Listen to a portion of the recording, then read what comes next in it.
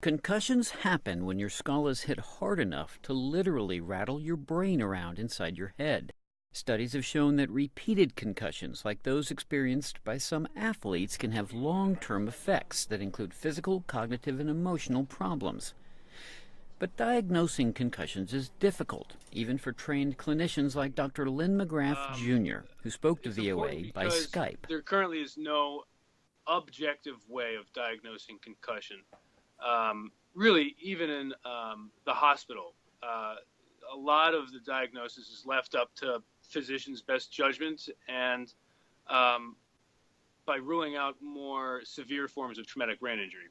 So McGrath and his team from the University of Washington have created an app that takes almost all the guesswork out of diagnosing concussions. Our ability to track all the parameters that we need to be able to track to diagnose a concussion, which we've done successfully, and to be able to use the pupillary light reflex curve that we're able to generate with the phone to differentiate between patients with head injury and normal patients, which we're able to do with, basically 100% accuracy.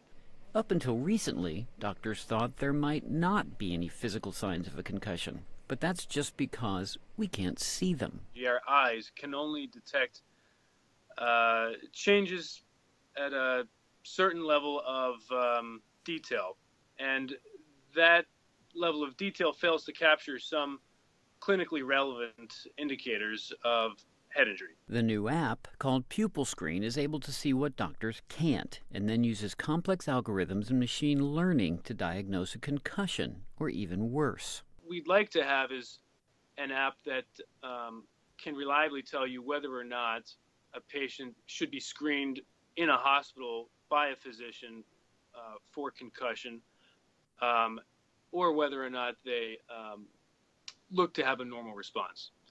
So that's the end goal. And a correct diagnosis on the field could potentially save lives. The University of Washington team hopes to have a cheap, widely available product ready for market sometime in the next 2 years.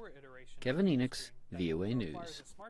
So that the test is as easy to conduct as a pen light exam.